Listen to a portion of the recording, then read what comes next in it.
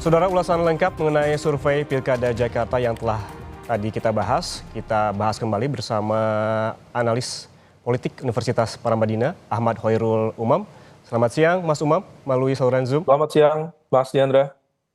Mas Umam, ini sedikit banyak saya asumsikan bahwa Mas Umam telah melihat harian Kompas hari ini bagaimana tingkat elektabilitas calon gubernur, wakil gubernur Jakarta di Pilkada 2024. Ada angka presentasi yang tipis antara paslon 01 dan 03. Apakah ini mengejutkan Anda atau sesuai prediksi Anda, Mas Umam? Ya, tentu hasil dari survei Litbang Kompas ini menjadi angka yang cukup mengejutkan, meskipun di beberapa hasil survei yang lain juga mengkonfirmasi temuan dari survei Litbang Kompas kali ini, bahwa kemudian hasil dari elektabilitas pasangan Pramono Rano Karno justru secara tipis lebih leading dibanding dengan RK dan Suswono. Dan dalam konteks ini menjadi sebuah political warning secara serius, terutama bagi partai-partai pengusung Ridwan Kamil dan juga Pak Suswono, karena didominasi oleh kekuatan yang cukup dominan, mayoritas sekitar 20-an%. Tetapi kemudian level elektabilitas masih relatif belum terkonsolidasi dengan baik. Di saat yang sama tentu ini juga menjadi sebuah evaluasi cukup serius bagi tim pemenangan Ridwan Kamil itu sendiri, karena ini mengindikasikan bahwa konsolidasi kekuatan di level akar rumput belum mampu mensosialisasikan secara optimal gagasan, cara pandang, termasuk juga hasil debat yang kemarin di beberapa kesempatan yang lalu. Nah, oleh karena itu hasil ini menjadi sebuah ruang evaluasi karena tidak linier dengan basis kekuatan mesin politik yang mengusungnya. Kalau Pak Pramono diusung praktis oleh PDIP saja dengan kekuatan sekitar 20-an%, bahkan kurang ya, sekitar 16%, tetapi mampu mengenerate elektabilitas di angka sekitar 38%, sementara 80% kekuatan politik hanya mampu berada di angka sekitar 34%, maka ada gap yang cukup serius. Dan ini masih ada ruang bagi masing-masing kekuatan. Satu, tentu mengkonsolidasikan basis kekuatan massa pemilih loyalnya, sekaligus masuk pada efek kekuatan swing voters. Tapi yang lain, kalau misal kemudian tidak mengantisipasi ini, maka ini akan menjadi sebuah fenomena unik, di mana kekuatan mesin politik tidak linier dengan capaian konsolidasi elektoral di akar rumput. Masih ada gap, tapi juga masih ada ruang dari masing-masing paslon, terutama 01 seperti dan 02 dan 03 seperti yang kita lihat di Litbang Kompas hari ini. Kemudian menurut Anda apa yang membuat faktor apa yang membuat paslon nomor urut 3 ini mendapatkan angka lebih dari 38%? Apakah dari strategi kampanye kah atau seperti apa, Mas Umam? Ya, memang dinamika politik lokal di Jakarta tampaknya berpengaruh cukup signifikan terhadap konsolidasi kekuatan elektoral paslon Pramono Anung dan juga Rano Karno. Karena di penghujung dinamika politik pilkada lokal yang lalu, terutama di DKI Jakarta, ada satu elemen kekuatan. Salah satunya adalah basis pemilih loyal Anies yang tampaknya tidak menemukan cara pandang yang cukup sama dengan pasangan Ridwan Kamil.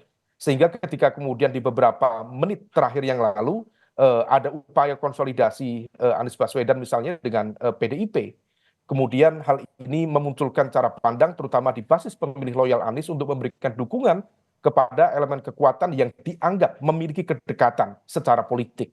Dan ini dikonfirmasi oleh beberapa sel-sel kekuatan di sana yang kemudian ada link up secara massa, secara basis pemilih loyal di dua kekuatan itu, sehingga kemudian ada merging political forces di antara kubu dari lingkar dekat Anies Baswedan dengan tim mesin dari Pramono Anung yang dimotori oleh PDIP. Nah, ini yang tampaknya harus diantisipasi betul, karena kalau misal kemudian tidak mampu mengantisipasi ini, Ridwan Kamil juga akan tercecer. Dan ditambah satu hal poin penting, ada slip of tongue, keseleo lidah yang juga disampaikan oleh wakil gubernur Ridwan Kamil, yaitu calon wakil gubernur yaitu Pak Suswono, terkait dengan hal-hal yang bisa menjadi alat degradasi secara politik yang cukup signifikan yaitu terkait dengan isu janda dan lain sebagainya, yang ternyata bisa ditarik dalam ranah isu politik identitas dan keagamaan. Nah ini yang tampaknya menjadi blunder cukup serius, bahkan Pak Suswono sendiri harus mengklarifikasi dengan klarifikasi yang sangat serius, dan ini mengindikasikan bahwa ada dampak elektoral yang harus diantisipasi Mhm. secara serius ke depan. Ya, slip tank ini jangan sampai menjadi bumerang begitu ya, Mas Umam. Namun kalau kita melihat lagi mengacu ke survei Litbang Kompas hari ini, memang marginnya tipis begitu antara paslon 01 dan 03. Namun kita lihat lagi yang tidak menjawab juga cukup banyak dan belum menentukan juga cukup banyak sebesar 23,8%. Artinya masih banyak peluang dan dinamikanya masih cukup tinggi. Sementara pencoblosan kurang dari 3 pekan lagi. Kemudian langkah-langkah apa saja yang bisa dilakukan para paslon ini untuk bisa meraih suara bagi mereka yang belum menentukan pilihan? Ya, yang bisa dilakukan adalah tentu di bagi sisi Ridwan Kamil dan Suswono harus memetakan secara utuh basis elektoral 34% itu sebarannya seperti apa dan titik-titik mana yang selama ini menjadi basis elemen kekuatan dari partai-partai pengusungnya untuk kemudian dioptimalkan secara paripurna. Karena kalau misal kemudian kekuatan politik partai politik pengusung tidak bergerak secara signifikan, maka hal ini akan menjadi sebuah anomali. Artinya dukungan politik di level elit tidak kemudian terdistribusi secara merata, tidak terjemahkan secara merata dalam konteks basis pemilih loyal masing-masing. Nah, kemudian di sisi yang lain tentu Pak Pramono Anung juga bisa melakukan langkah yang sama, tetapi meyakinkan basis elektoral ini betul-betul memberikan dampak yang signifikan karena angka 38% sendiri bukan menjadi angka kemenangan mutlak. Karena praktis ini tidak head to head, ada 3 paslon, dan kalau misal kita merujuk pada undang-undang pilkada, terutama terkait dengan konteks kekhususan di DKI Jakarta, maka harus 50% plus 1.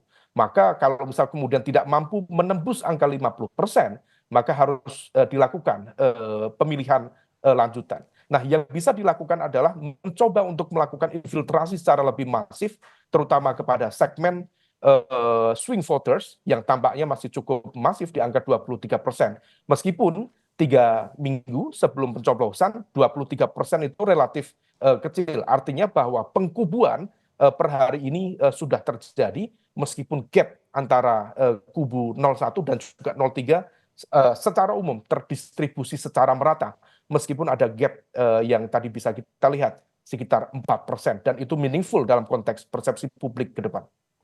Hmm, artinya memang ini masih ada waktu dan dinamika masih berlanjut. Tadi kalau kita mengacu pada Litbang Kompas masih ada sekitar 23% lebih yang belum menjawab dan juga belum menentukan. Ini artinya PR besar bagi para paslon bagaimana caranya membuat strategi untuk meraih simpati warga untuk memilih pada tanggal 27 November nanti. Terima kasih Ahmad Hoirul Umam, pengamat politik Universitas Paramadina telah memberi insight-nya di Kompas siang hari ini. Sehat selalu.